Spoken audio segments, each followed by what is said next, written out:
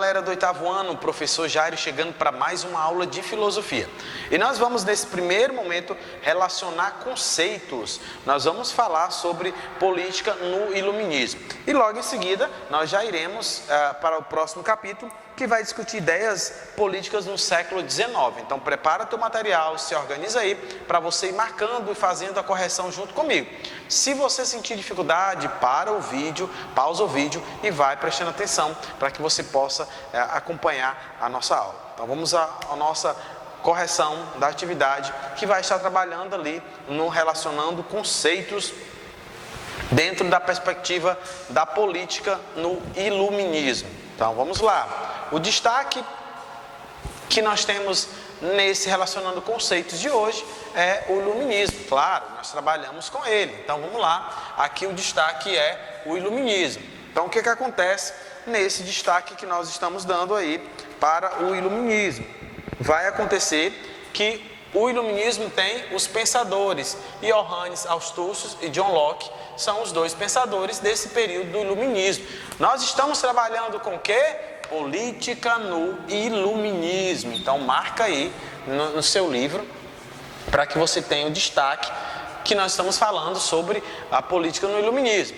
Então os dois destaques dos pensadores desse período Johannes Augustus e John Locke estão aqui como os dois pensadores. De um lado e de outro você vai perceber várias palavras que vão agregando a eles dois.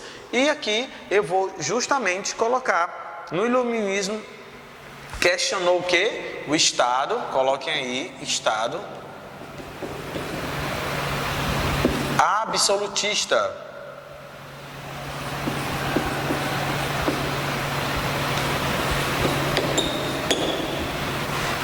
Questionou o iluminismo, a igreja, questionou se o homem era bom por natureza. E aqui vem Johannes Augustus, que vai estar trabalhando a política, a arte de reunir as pessoas com a finalidade de estabelecer, cultivar e conservar a vida social. Então nós temos aqui justamente essa relação com ele, tá?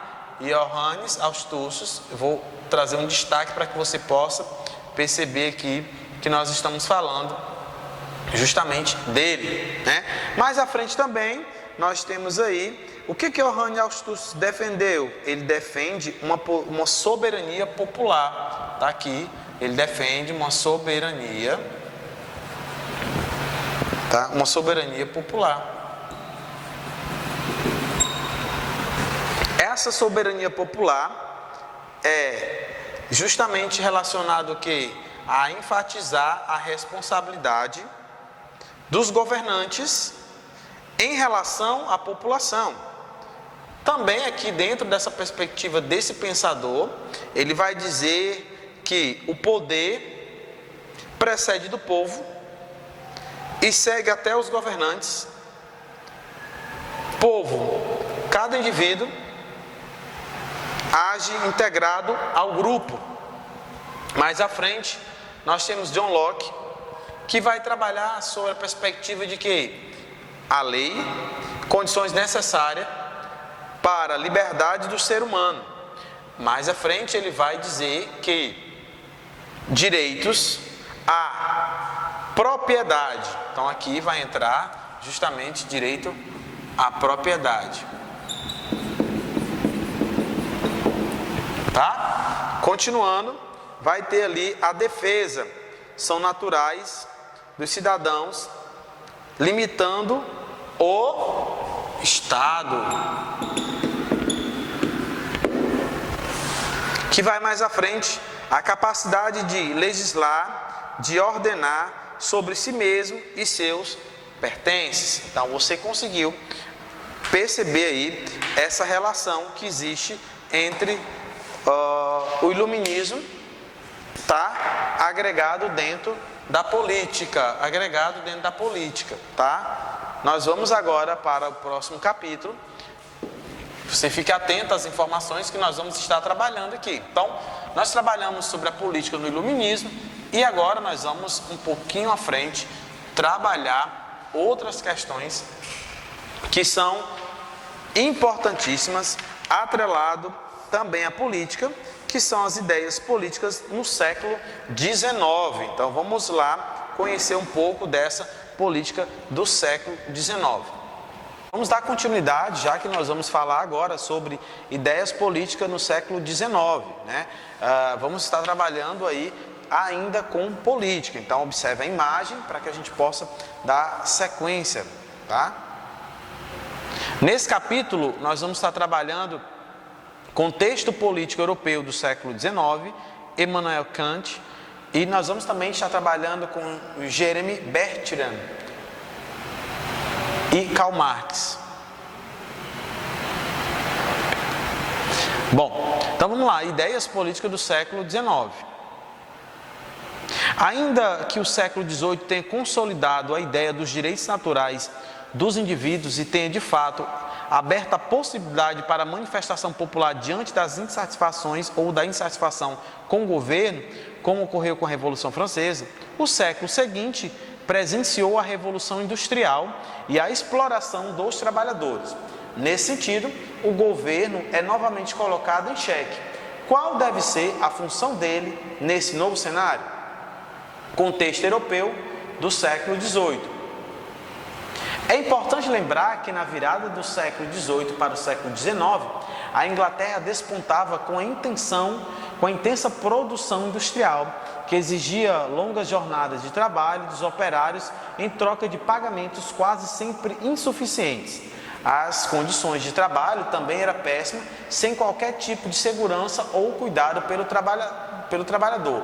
O ambiente fabril ainda contava com a participação de crianças. Na França, por sua vez, o rei era questionado e destituído do poder. Agora não mais o povo, ainda que brevemente. Era uma Europa em plena transformação, o que influenciou diretamente nos rumos políticos e filosóficos dali em diante. Então nós começamos a perceber transformações significativas. Então nós vamos agora ver alguns pensamentos desses autores, tá? Diante dessa relação, que é a relação das ideias políticas do século XIX. Como veremos no pensamento dos autores como Immanuel Kant, Jeremy Bertrand e Karl Marx, que desenvolvem uma preocupação com o bem-estar da sociedade como um todo, a fim de promover felicidade para todos, assim como melhores condições de vida da população. O mais interessante é que ao tempo todo a gente vai perceber que existe essa relação da afetividade, do respeito para com a população, né? Justamente para que também a população tenha uma melhor condição de vida. Então vamos lá, dando sequência a esse texto. Immanuel Kant. Então vamos aqui trazer uma pergunta para início. A felicidade é sentida e desejada da mesma forma por todas as pessoas? Então fica uma reflexão e para que você possa estar respondendo, tá? A felicidade é sentida e desejada da mesma forma por todas as pessoas? Vamos lá. Começamos nosso estudo com o pensamento do prussiano Immanuel Kant, nascido em 1724. Ele é um dos expoentes iluministas, ok? Então nós já sabemos o que é o iluminismo e Immanuel Kant faz parte desse processo. Ao defender que as pessoas devem pensar por si próprias, então esse é o pensamento dele, tá? Saindo do que ele chama de estado de minoridade, em que depende de outros ou de instituições para guiar-lhes a vida. Mas se Kant é tão importante para o iluminismo, por que não estudamos isso no capítulo anterior? Então vamos lá, para a gente compreender. Porque Kant é um autor necessário para compreendermos o pensamento político construído no século XIX. E nós iniciaremos esse estudo com uma afirmação polêmica feita por ele, que diz o seguinte: nenhum princípio de lei válido pode ter fundamento na felicidade. Kant, ao proferir tal afirmação, ensinou que a felicidade das pessoas é desimportante, sim ou não? Tá? O que o governo deve se preocupar com a felicidade de seus governados? Talvez o governo deve se importar unicamente com as questões que diz respeito ao Estado e não com a felicidade das pessoas. Seria isso? Na verdade, não é essa a ideia que Kant desejava propagar. Então, para entender o significado da afirmativa de Kant, vamos pensar no Brasil. Nosso país tem uma população de mais de 206 milhões de habitantes. Segundo esses dados oferecidos pelo IBGE, em 2016, com uma população tão numerosa, poderíamos afirmar que todas as pessoas no Brasil pensam a mesma coisa a respeito da felicidade? Será que a felicidade é a mesma para todas elas? Evidentemente que não, né? Então, com certeza, você não está com o mesmo pensamento de felicidade que eu tenho, né? A felicidade ela vai mudar de pessoa para pessoa e muitas vezes a felicidade em que uma pessoa sente, ela é decorrente de algumas escolhas. Vamos lá. Bem, evidentemente não, pois a felicidade é sentida, sonhada e desejada de modo diferente por cada um de nós. Para o indivíduo, a felicidade está em ganhar muito dinheiro. Olha aqui, a felicidade ligada aos bens materiais. E viver sem trabalhar, enquanto para outro ela pode significar ir para o trabalho todos os dias. Ideias e conceitos de felicidade totalmente diferentes, tá? Então vamos mais à frente para que a gente possa compreender um pouco mais. Sendo assim, Kant afirmou que a felicidade não funciona como base para a lei, pois ninguém tem o direito de dizer que é a felicidade para as outras pessoas. Dessa forma, uma lei construída com base em uma ideia de felicidade não pode ser aplicada e com isso obter sucesso. Se é assim, então, qual a sugestão de Kant? Ele vai dizer que o dever do Estado é garantir a liberdade das pessoas dentro da lei.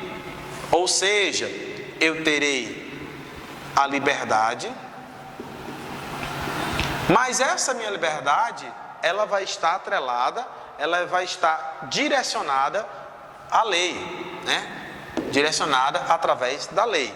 Cada pessoa deve ficar livre. Olha aqui, talvez a ideia de liberdade, de ser livre, vai mudar de pessoa para pessoa, tá? Para escolher como ou o que eu vou pensar, como eu posso agir, então vai mudar muito. Então vamos lá. Cada pessoa deve ficar livre para escolher como encontrará a própria felicidade. Então, o conceito de felicidade é que eu e você possamos escolher livremente como nós queremos desfrutar e descobrir, claro, essa felicidade.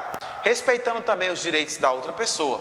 Caso não haja respeito ao direito dos outros, então há um retorno ao estado da natureza. Então ele vai dizer que há uma regressão, regride, as pessoas elas não avançam no que diz respeito a essa liberdade, ao respeito à felicidade do outro indivíduo.